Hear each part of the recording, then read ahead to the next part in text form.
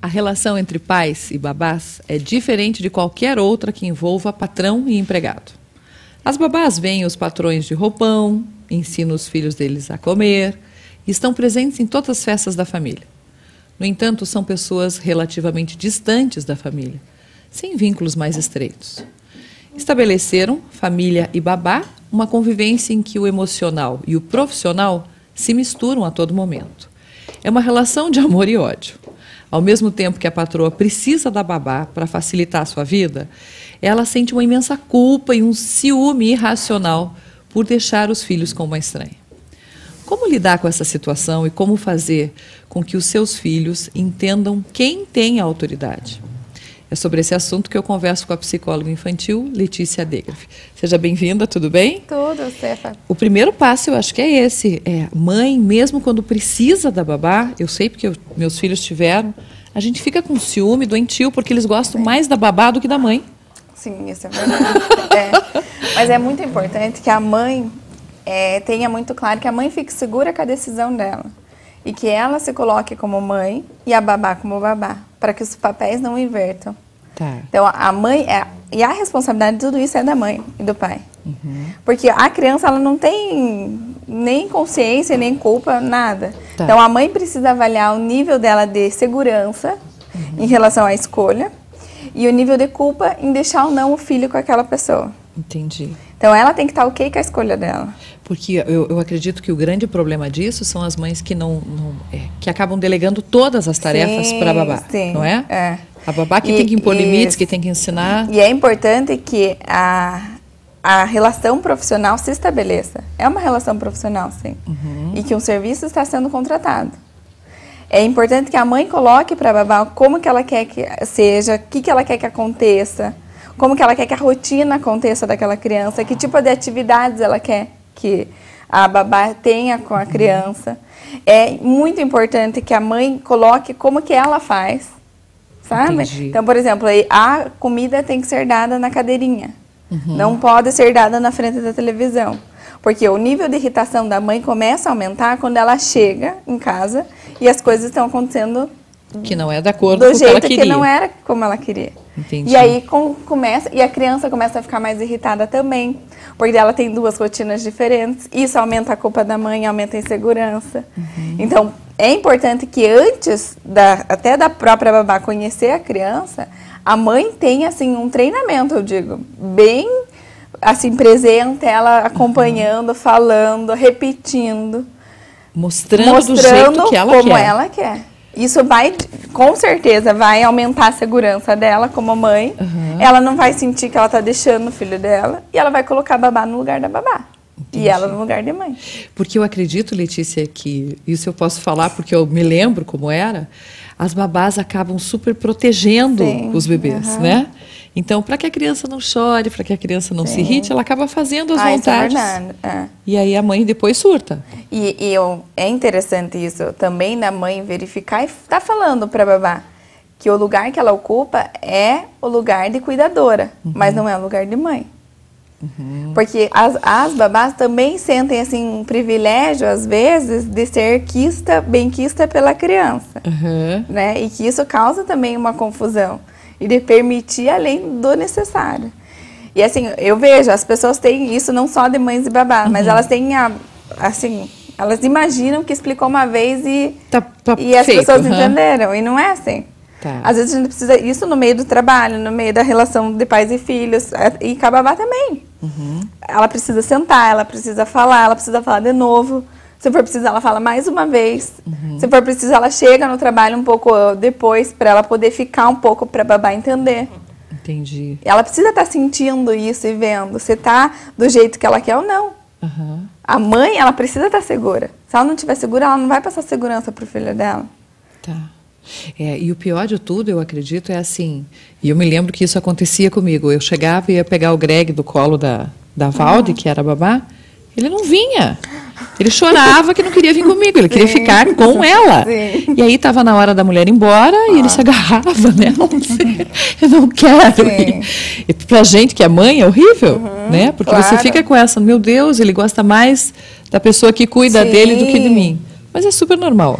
E é importante também que as mães desenvolvam um momento delas com a criança sem ninguém, sem babá, sem ninguém, para que esse vínculo se fortaleça também.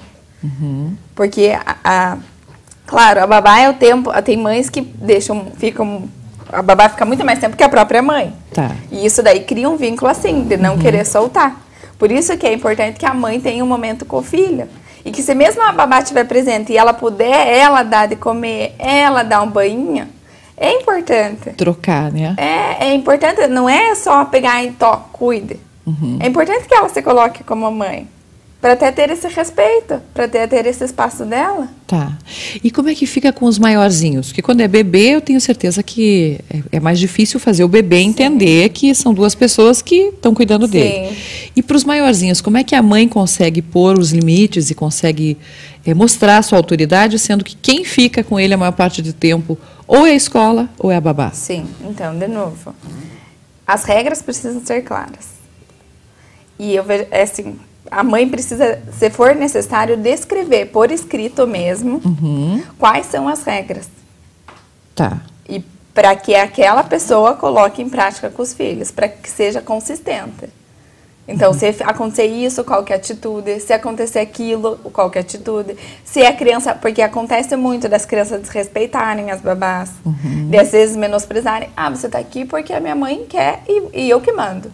Acontece entendi. isso, acontece. Então, a mãe precisa estar atenta de como também a pessoa que ela contratou lida com isso. Ela precisa tomar esse cuidado. Tá. E ver, tem a disposição para mudar, porque às vezes é assim, ó, eu já atendi casos assim, que a babá, ela repetiu o padrão que ela tinha com o filho dela, dentro da casa do patrão, tá. Do patrão.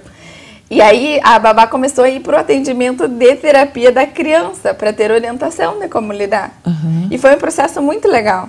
Porque a mãe não conseguia falar, a mãe nem sabia direito como que ela queria que fosse. E aí eu aceitei, né, fazer essas orientações com a babá e com a mãe, para elas irem fortalecendo as regras da família. Olha que porque interessante isso traz, não tem como ela separar, entende?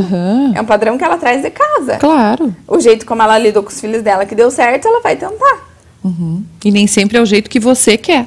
E como mãe não é, não é o que você acha certo, às vezes. E às vezes não é o que aquela criança que está na frente dela está precisando. Entendi. Então não é tão simples e tão fácil, mas que tem jeito, tem, às vezes. E também o que dá para trabalhar é orientações com a mãe, de como ela, porque tem a questão, ou é dificuldade da mãe colocar a vontade dela, porque ou é a comunicação, que ela acha que ela está entendendo e não está entendendo. E a linguagem prática, escrita, ajuda muito. Você pode usar. A gente precisa usar mais o escrito.